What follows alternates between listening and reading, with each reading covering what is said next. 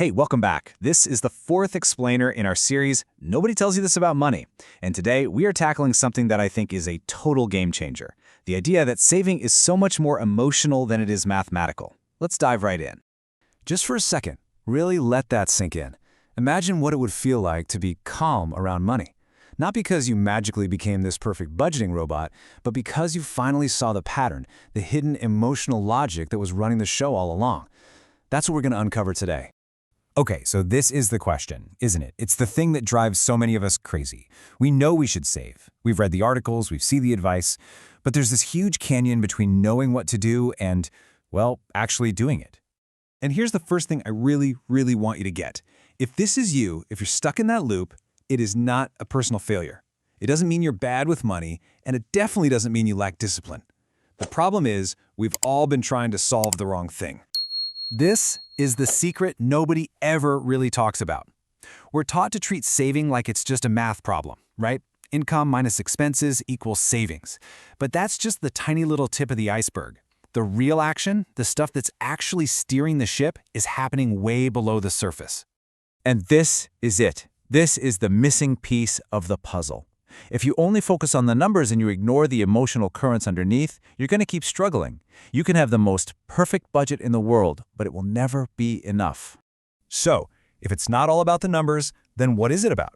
Let's pull back the curtain and really look at these hidden emotional patterns that are secretly in the driver's seat of our finances. I mean, think about it. When do you make most of your spending decisions?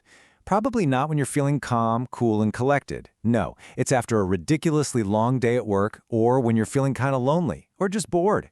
Every financial choice we make gets filtered through how we're feeling in that exact moment.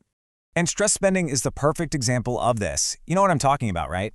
It's not really about the new sweater or the fancy takeout. It's about the feeling of relief you're hoping to get from the purchase. It's a quick hit of comfort when you're feeling overwhelmed. It's a coping mechanism.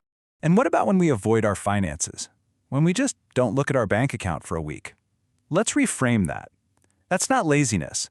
Most of the time, it's actually self-protection. We're not avoiding the numbers on the screen. We're avoiding the awful feelings, the shame, the anxiety, the fear that we've learned to associate with them. And all of this leads to this brutal, exhausting cycle. Look at how this works. It starts with stress, right? That stress creates an urge for relief, so we spend. But then, almost immediately, the spending brings on shame and guilt.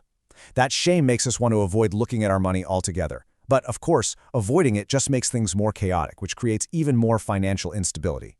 And guess what instability creates? Yep, more stress. And the cycle starts all over again. So how in the world do you break a cycle like that? It starts with one small but incredibly powerful shift. You have to change the question you ask yourself.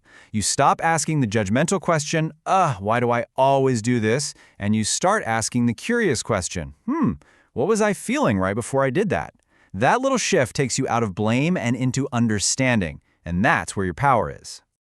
Okay, so we've diagnosed the problem, we see the pattern, now what? How do we actually build a new, healthier way forward? Let's walk through 5 concrete, emotionally aware strategies you can start using. Okay, first, learn to see the emotion. When you feel that urge to spend, just ask, hey, what's really going on here? Second, build pauses. You don't have to fix everything at once, just create a little bit of space between the feeling and the purchase. Third, and this one is huge, work on reducing the shame.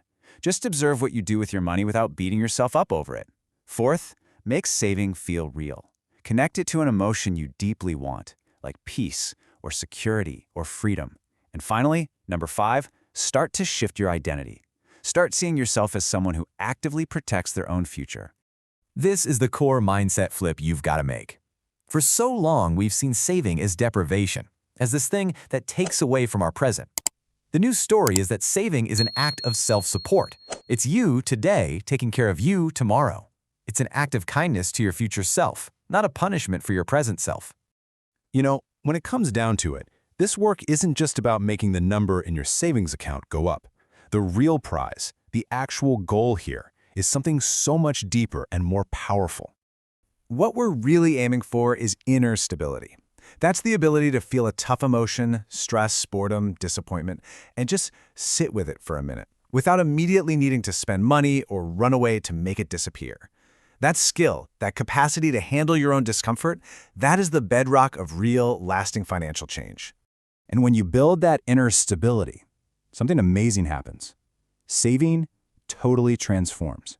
It's no longer this miserable chore that you have to force yourself to do. It actually starts to feel good. It starts to feel like strength. It feels like power.